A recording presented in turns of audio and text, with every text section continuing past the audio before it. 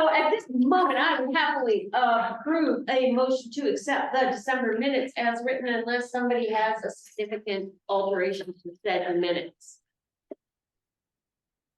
Is there a motion? We approve this. Is there a second? I didn't read it. Yeah, I didn't ask that. Awesome.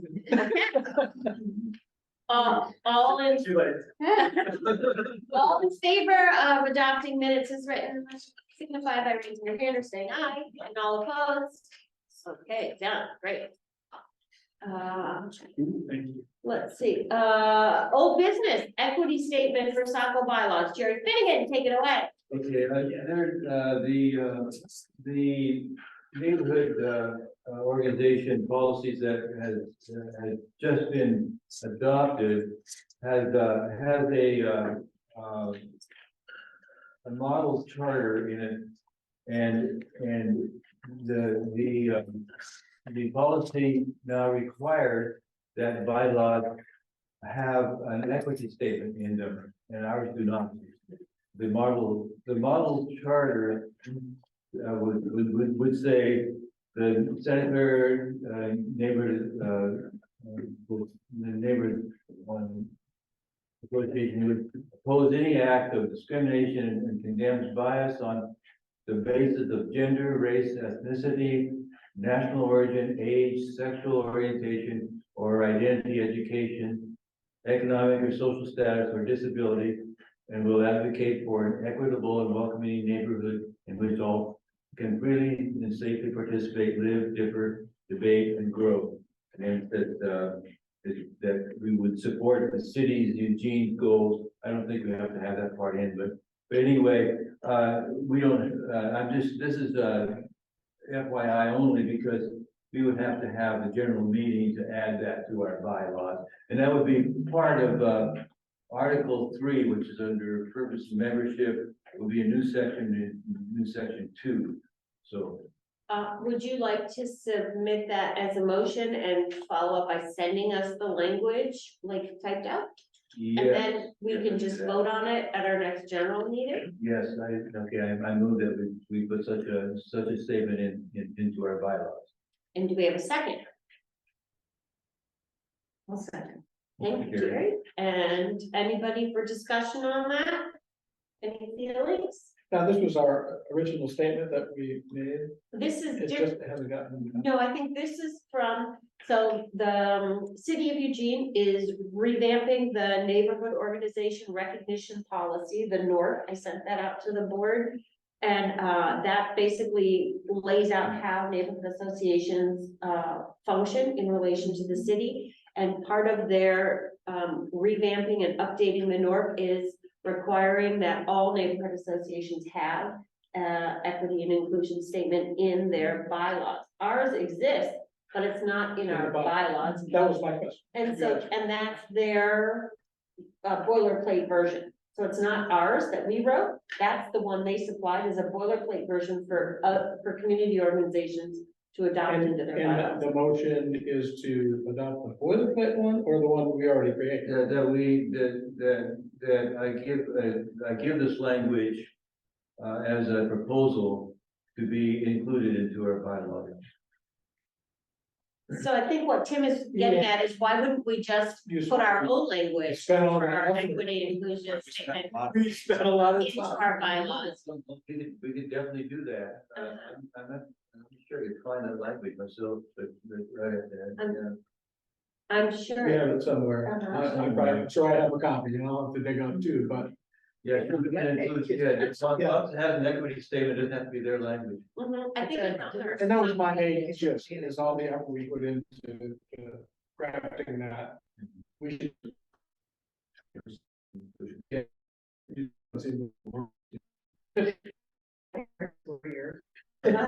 Ours is even more. Yeah, I think so. There you go. There. Yeah, it's. Well, there's a lot in there that is not really bylaws language. And it's not really diversity inclusion statement No, language either. that first paragraph would not be part of it. Second paragraph could be. Second. The second part is the main part. So Tim, are you suggesting that we had put the second paragraph into our bylaws? Or do you I mean, want? that's part of my discussion, yeah. Uh, so We think, if we're gonna vote on it next meeting, can we look at those? Yeah, Clayton, side by side Maybe. as information, that one and the city's one, and then people can, And we should totally feel free to change it. Yeah, absolutely. okay. So we'll wait to hear from you on that, fearless leader. Okay. Any other comments on that, anybody? Oh, you can look at the mission statement from the Social Justice Committee too, and put that one up there. I think they're all saying the same thing.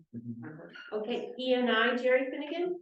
Yeah, this is, I don't know if everyone knows about E and I, but I've been a member in the secretary treasurer for E and I for quite a while too. And E and I is a nonprofit that's put together by the Neighborhood Leaders Association clear back at the turn of the century. And what it does is it provides a nonprofit alternative for neighborhoods to do projects. Now, Santa Clara already has its nonprofit. We have our foundation, but most neighborhoods don't. But I'm suggesting that Santa Clara each year join the E&I simply as support of the other neighborhoods. And and the only thing that is required if we join before April 1 is that we have a representative at the annual meeting, and I'm the representative, and so, there's no sweat for anybody except me. So we would have to have a motion that we would want to again join E&I for 2024. And you're making that motion? I think I can make that motion. I'd be happy to if you don't. Okay, And I'll second. Okay. okay, and any discussion about E and I, folks? Okay, all in favor signify by raising your hand or saying aye. All opposed? All right, done and done. Announcements, Art in the Park grant, Terry Reed. All right. Well, I've already made this announcement that I think, oh no, Kate knows, a couple other people know. But at the end of October, the city of Eugene put out information that there was grant money available for neighborhoods and neighbors who were willing to put on events that provided just neighbors to come together and kind of fostered neighbor engagement, community engagement. And so we had just come off of the newsletter that Jerry so wonderfully put together for us, and we're able to compile the information from the concert at Aubrey Park that we put on last summer on August 8th. And lo and behold, the city granted us our requests, and so we received $2,500 to replicate the event for this coming year, summer of 2024. So that was really great news and exciting news. And we have a few bookkeeping issues that we're stumbling through right now, but super excited about that. So in the months coming, we would love to have engagement and volunteers and people willing to organize and participate in bringing that together. So I've already received an email from a band who knows the sound tech that provided, the support for the concert last summer. And so there might be a lot of talented musicians that want to be a part, and we do have a lot of people that are willing to do that. So that's really, really exciting. And as we move forward, I love that Megan's presentation actually, kind of talked about events and making sure that everybody's able to attend those and enjoy it, and can not only attend and enjoy, but be there safely. So I don't know, there's a lot for us to think about, and that's that announcement. Any questions about that? Yeah, I have one, are you going to, you did so much work on last year, you gonna form a committee to help you do some of that, some of the labor on that? I would love to have a committee to help do it. So that would be great. How do we go about doing that? You know, other than me begging, how do we do that? Yes, I want help, and that was so great, you all enjoyed it, and now you need to step up, and then people step up. Cool. That's my request. That's great. And it, you know, it wouldn't take that much, but I think brainstorming and having people come up with thoughts and even who they know, you know, would be great. So is that something you want people to contact you and say they want to be involved, and then you'll set up a time to talk about all the different roles you want people to take, or they can offer? Or how do Yes, you wanna proceed? please. And probably at each meeting, I will solicit Okay. help from those of us who are in the room too. Okay, Was there a cost outlay for the last event? What was the money that was involved? last year? How much? Is that what you're asking? Yes, yeah, and where did it come from? Private donations. But the interesting thing is what it cost to pull it off last year was just shy of $2,500. And Art in the Park grants were in the amount of $2,500. So it was cool. And I know that we can raise more funds if we need it. I'm confident about that.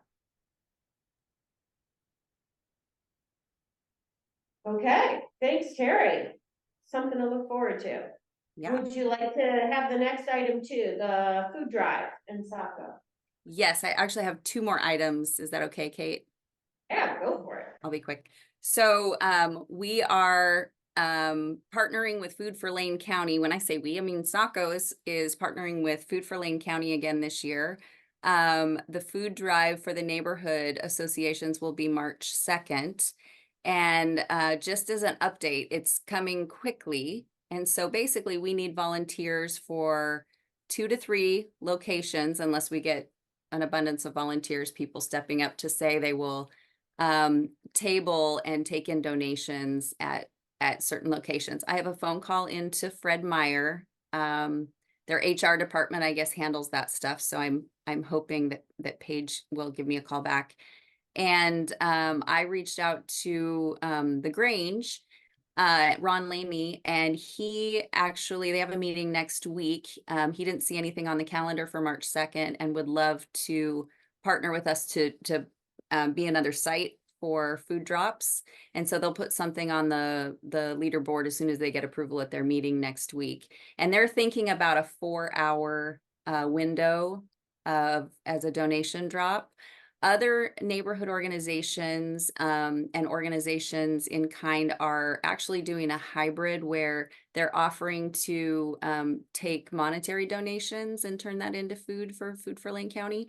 And I'm really interested about that. Kate sent me some information today. So if anybody has any idea on how to do that, you know, whether we put a link on our site and use the Saco bank account, or the foundation, I'm all ears, because I think some people, you know, it's kind of out of sight, out of mind, and they'd rather just, you know, send $25 than go buy groceries or make a drop someplace. So any thoughts about that?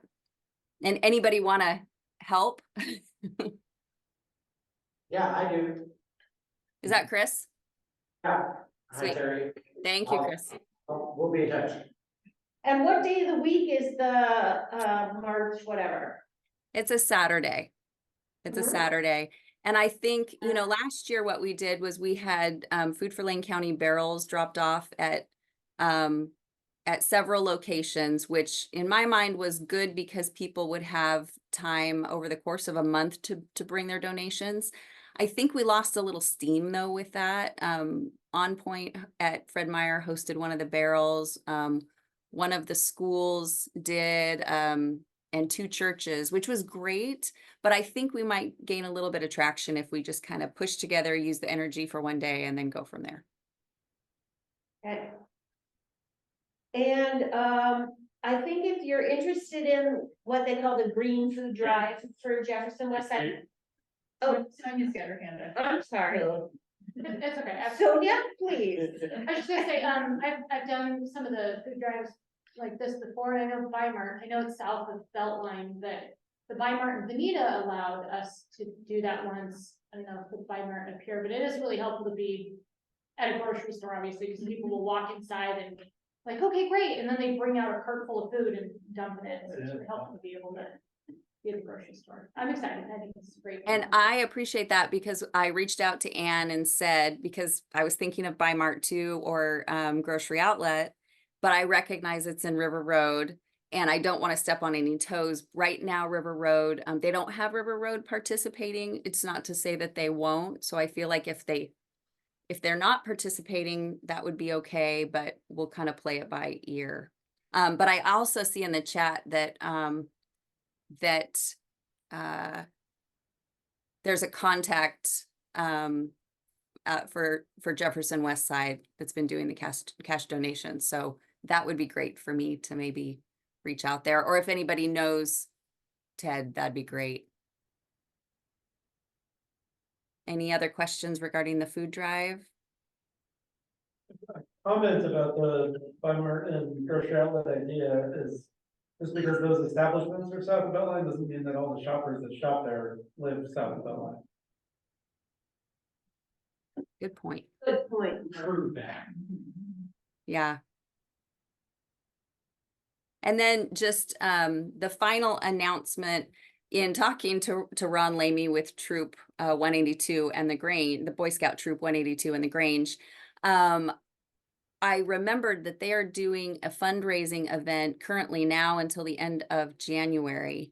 And basically, if you want your Christmas tree picked up, instead of leaving it curbside by your home, the Boy Scout troops will pick it up for a donation. And they have, let me get to the website here. They actually have a website that you can go to. You can actually even sign up, I think, for pickup, which would be great. Sorry. Okay, their website, and we've sent this to Gary Haliski, and maybe we can send out an email to Saco, but the website is trees182.com. And then there's an email, Boy Scout Troop 182@gmail.com.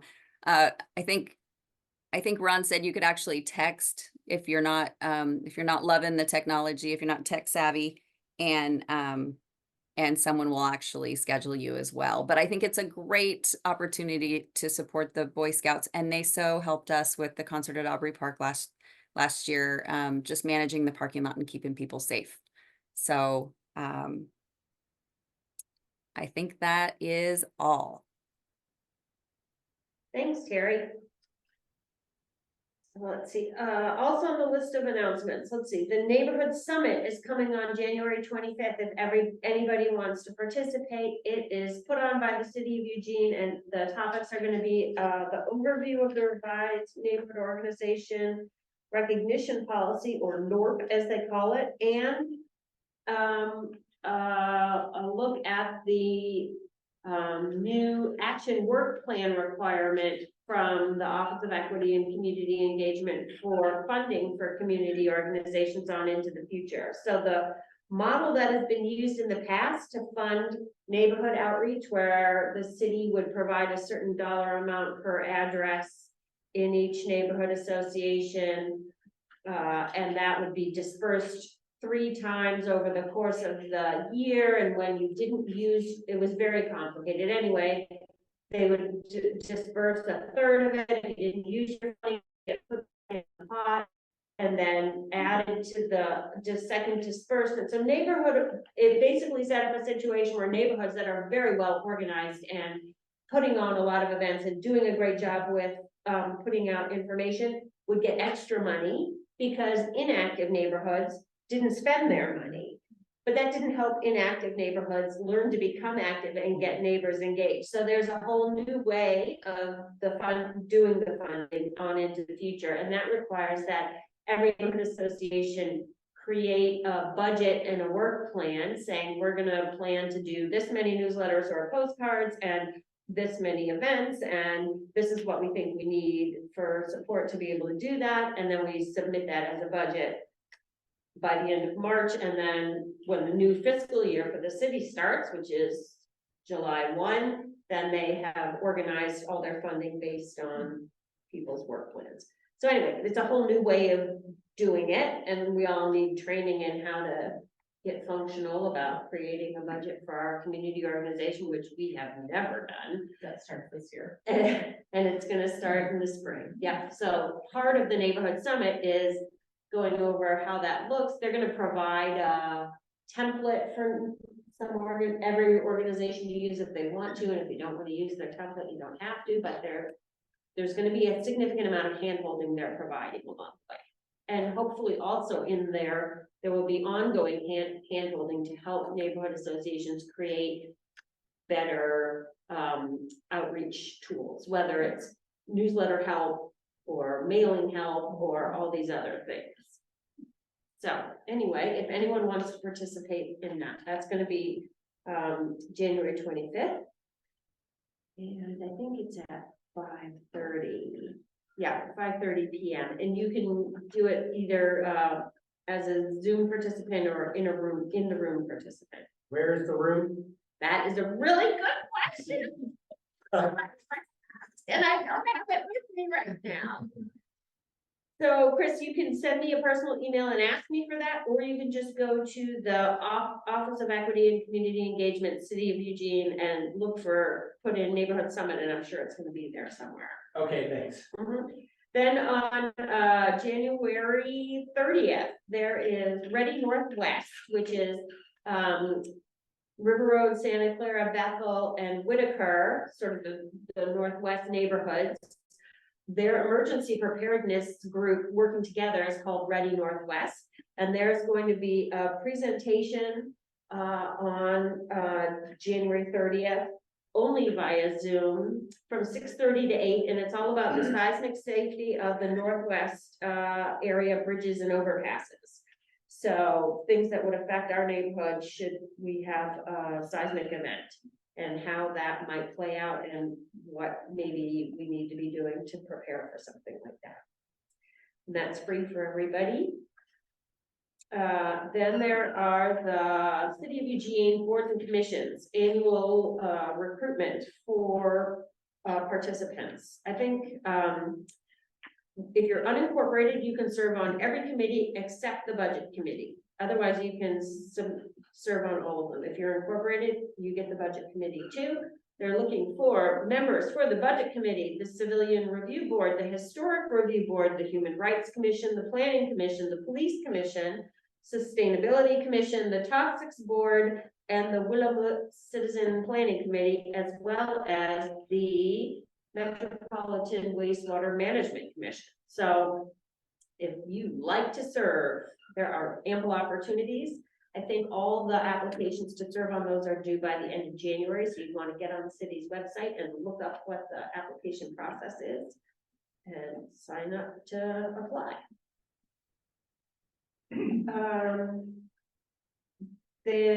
I wanted to bring up the idea of one of the things we've talked about in the past is how do we get new residents aware of the Santa Clara Community Organization, and Peace Village is an opportunity for us to get a lot of residents in sort of one way of doing things. And I'm looking for suggestions or ideas or volunteers who want to, I don't know if we make flyer that's available, or I'm sure they have mail systems, you know, like a little border sheet that's available for, you know, we put into 70 homes, so that wouldn't be, you know, a little black and white thing wouldn't be hard to do.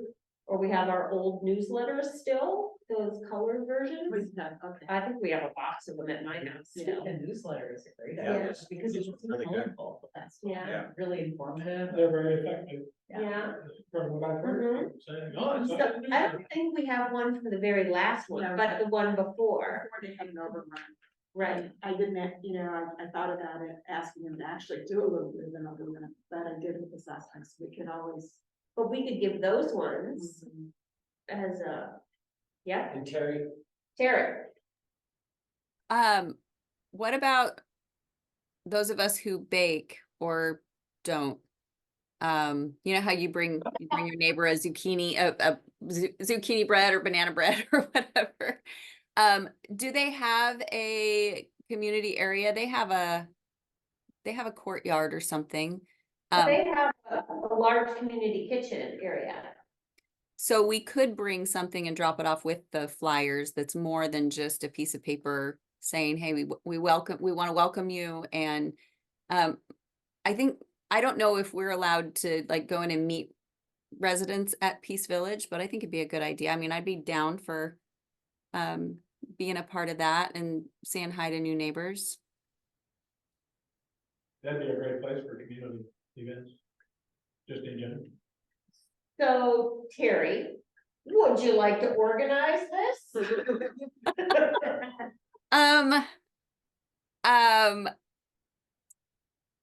Sure. I mean, sure. I would like help. I would like help. I don't want it to just be me. But I think it's important, you know, I think it's important to, yeah, be good neighbors. So, With you, Jerry. And I'd be happy to help too. So if you need help baking, I can locate the newsletters. That would be a big job for me, locating things in my house. But yeah, and maybe we can talk to the people in their mailroom about whether it's possible to slide one in each mail slot as well. so who would we contact at, does anybody know off the top of their head who we contact on site, or maybe we have to go not on site first, but does anybody know that? Contact Dan Bryant first, because he's been our contact for that the whole way, and then if they have turned it over to the residents and they have their organizational board and everything, he'll tell us that for sure, but that. And is that what they said when we went to the event, that they were having a local board of residents? They're self-governing, yeah. That's what I thought, so we need to figure out who those people. Right. So we're, Family though. yeah, I can help cook, bake some cookies or something. thanks, Sonia. Sonia wants to bake, Terry. Okay, Perfect. so, Terry, you've got Sonia, me, and Matt, as well as yourself, and I'll just let you run with, herding the cats. Okay. Sounds great. Thank you so much. Okay. Thanks, everybody, for considering that. Is there an update to the Public Safety Subcommittee? Oh, is that for Okay. me? Is that me? Yeah, I assume because, Yeah. John, Crowder isn't here. So, so I have reached out to Eugene Police Department. I heard back on December 18th that Cherie Nelson, I think, who is in charge of that, I might be having her last name wrong, is supposed to be reaching out to me. And I'm assuming by reaching out to EPD, I will then be in contact with Cahoots. So I'm still waiting. I sent back a reply, I think on the 29th, to EPD saying, hey, I haven't been contacted and I'm not trying to be pushy, but I'm kind of trying to be pushy just because coordinating a presentation with Lane County Sheriff's Office, Eugene Police Department, and Cahoots will take some time, I'm sure, for schedules. But I think it's really important for community members to not only know what is the vision for public safety in our area and what are the officers encountering and how can we build bridges for all community members, but how can we, how can we partner with them, have better understanding, and also just, what do you need? So I think that's good. I'm hoping, I know we have some presentations coming up, and hopefully in the next, 3 to 5 months, we'll be able to find time for them to come out and share with us. Great. So reminder that, board elections are next month, and anybody who has come to, is a member in good standing, is a resident, business owner, property owner in the neighborhood boundaries, who's attended one meeting in the last 12 months and signed in either virtually or in person, is eligible to run to serve on the board of the community organization. And there are probably five openings. So we encourage anybody who's interested to step up and give it a go, because it doesn't require anything other than your willingness to serve, and know that you'll be asked to volunteer if you don't choose to volunteer voluntarily. These are 2-year terms, Is that true, Louis? the 2-year terms, except for the one that the vacated when Patrick left us. I think he had 1 year left on his term. Yeah. Which brings me to Patrick's service. Don't forget this month, January 20th, 3 to 5 at the Irving Grange. Everybody's welcome. And a reminder that there are blue bags over here for can collection. So if you're somebody that uses returnables, or you have a neighbor that uses returnables that you think would be amenable to returning them so that they go into the Community Foundation bank account, then please take blue bags. Updates. Friends of Aubrey Park, I know that they have their meeting or their work party The this work party's coming up this 2 days now, Saturday, 9 to 12, and tools are provided, and I usually make it from 9 to 11, and then I've about had it. but you can work as long as possible with Aubrey Park. Great. And then next Saturday is Friends of Wendover Park, which is at 10 to 12 a.m. over in Wendover Park, second Saturday. Santa Clara Community Garden, we don't have Peter on the line anymore. Any news there? I don't know of any. Okay. Foundation,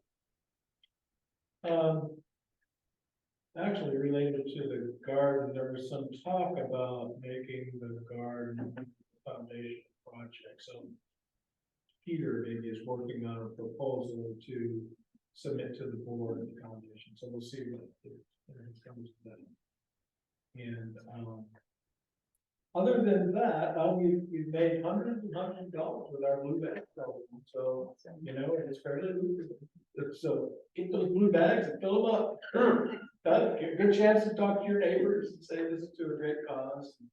And you can contact me and I'll come and pick them up, or you can take them to Freddy's and scan the little tag on the bag. At the little door, you know, where you put your green bags, or about, well, either at Bottle Drop or at any of the kiosks. Fred Meyer. So, Fred Meyer can take the blue bag. They don't take the blue bag. they'll take the green bag. Yeah, and so if you don't do the green bags, then you can just scan that QR code that's on blue bag already, pre-stamped, and that will open the door for you to put your bag. We're creeping up on $11,000 in the kitty, which is, you know, generally earmarked for the schoolhouse project.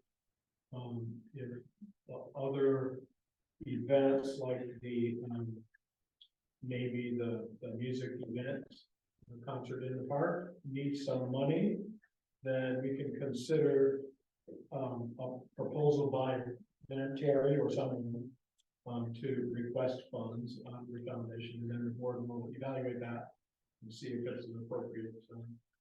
Tim, another possibility too is that people want to donate to that concert.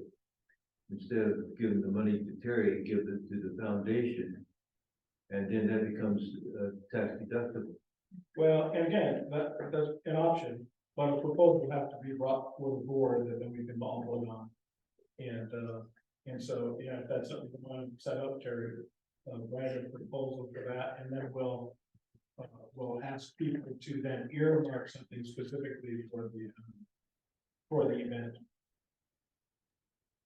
And I just want to give an update too. I know that's not specifically what we were talking about, but the grant money, I actually talked to my CPA about sending it to the foundation, and the purpose of the W-9 that they want us to sign for the grant money would actually trigger a 1099, which is not why we're receiving this money. And because it would trigger a 1099 if it was deposited into the foundation account, because you are a nonprofit and receiving funds, which would be taxable. And it's really, so we're trying to figure out why the city would indicate having us sign a W-9. So they kind of send it up the chain of command, because it's really not the tax document that is needed to basically follow the money for the IRS.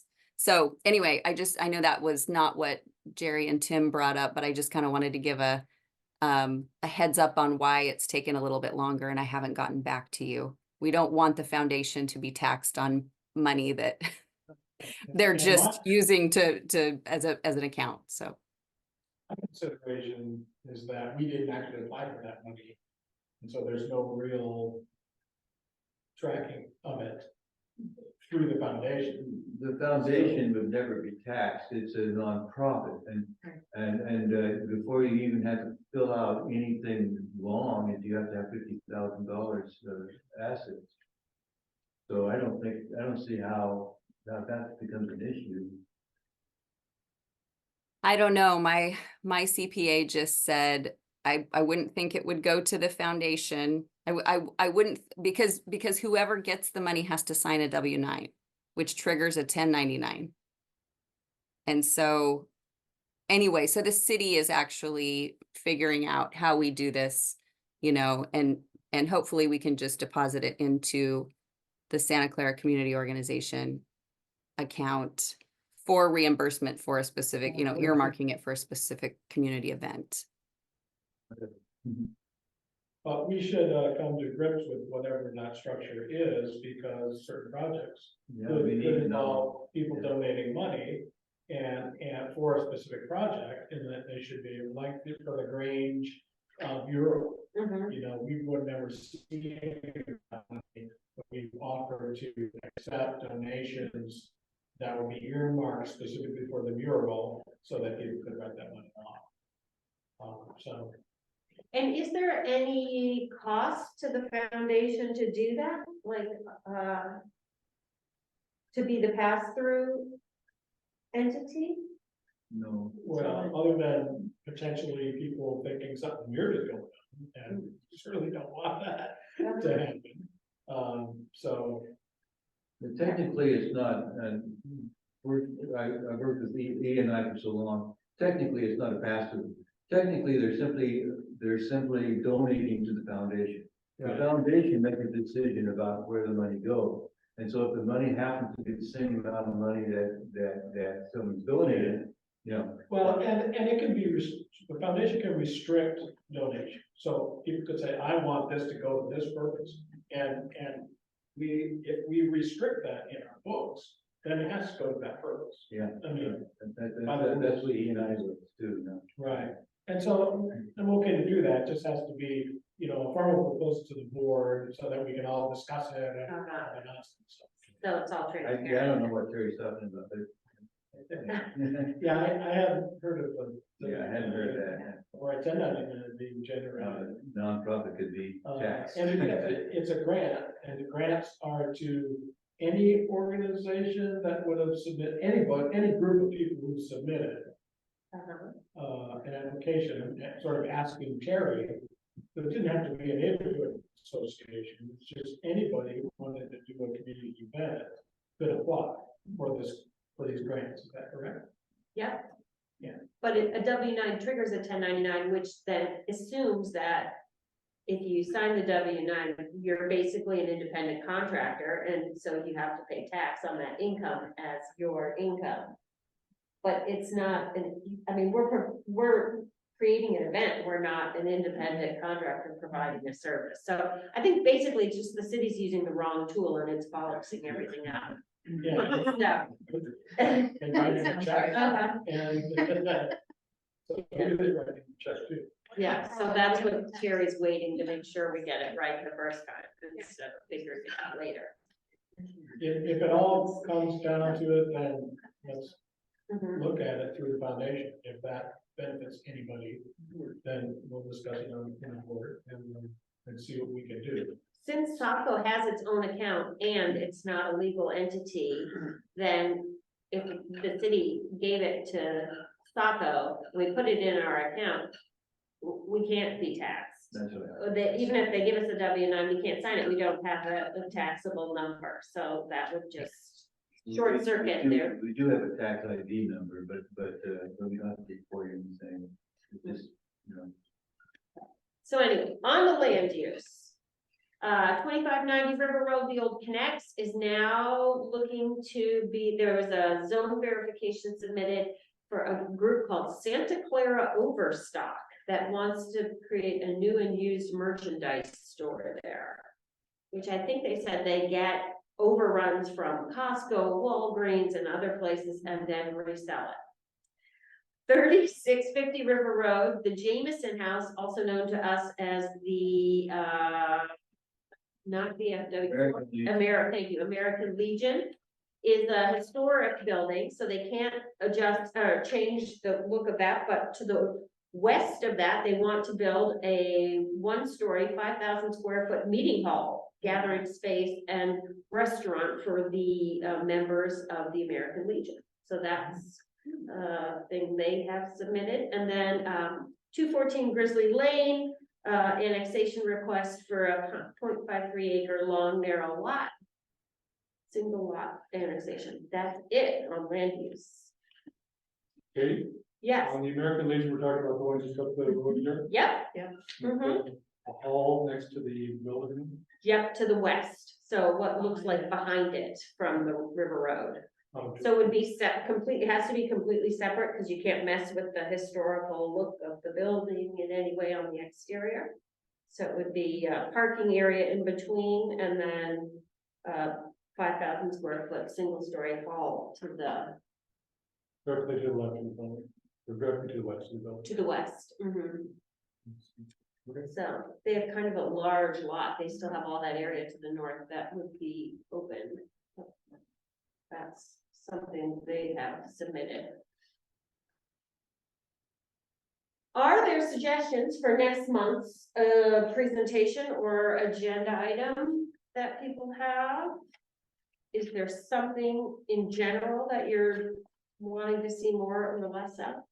Anybody? Do we have any reports about what's going on with the mural at the Grange? I don't have a report, but I did run into Katie, who said that things have slowed way down on that. That the grant they were hoping to receive didn't come through.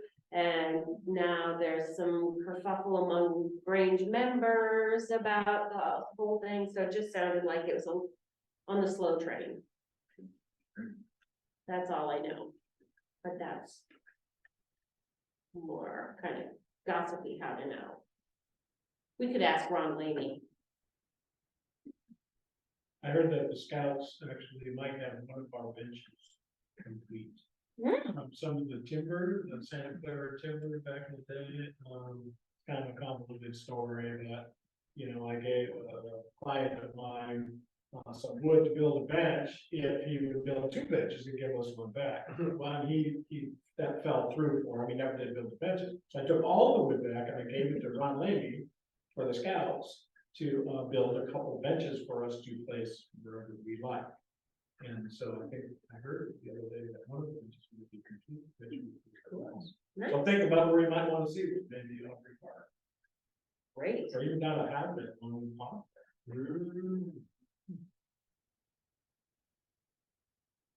Okay. No other. Okay, you know where to find me. I'm always ready. Let me know. And I think that's all we have for today. We do have an interest from the North Eugene High School Booster Club to come and give a little then what are they up to? How can we be involved? Things. Sounds good. That'd be fun. So, that's the only thing on the upcoming horizon. Kate, did we ever do like an open house for this organization where we do something special, once a year, maybe invite people in and show them what we do and all that good stuff? I would love for you to organize that. That's how she gets here, right there. People volunteer to help you? That's how we're all here. I will help you. What would you like it to be? I mean, there was a time many years ago where we solicited donations from all kinds of people in the neighborhood and had a neighborhood picnic at Aubrey Park with a raffle for all these cool things to get people to come out to understand who we are and what we do. But, that's kind of a big undertaking, and it didn't always yield that many people with a sustained level of interest. Usually it takes something like, they're gonna air it at Santa Clara, and you'll get hundreds of people to show up, or, like if they need some adrenaline creating dramatic, terrible events, and people come. Yeah, I would make. That public safety one's gonna be. I would make a comment or a response to that. I think that at the Aubrey Park Wildflower Celebration, there's an opportunity to set up a table and have a booth, and Saco does, and the social justice team does, and various other local groups do, and I think you get a lot of foot traffic. There's something like that, hundreds of people come, and it's it's like, you don't have to organize anything, it's already happening, and just like pile onto it and take advantage of the crowds. let's just make it bigger. There are other neighborhood associations that put a lot of effort into having like a neighborhood pancake breakfast, or a neighborhood cookie exchange, or a neighborhood picnic. And they generally do that one event a year, and it becomes something that people are used to. And, our one event has been the Wildflower Festival, and now the concert in Aubrey Park is gonna be into year 2. And then there's smaller things that happen Parks, annually. What? the plan in the parks. Oh, yeah, the game nights at parks. Yeah, so we did that for a summer, and a little bit more, not as robust. Yeah. For 2 If summers. we had a little building that we control, we could do a nice event, that kind of extending into the same.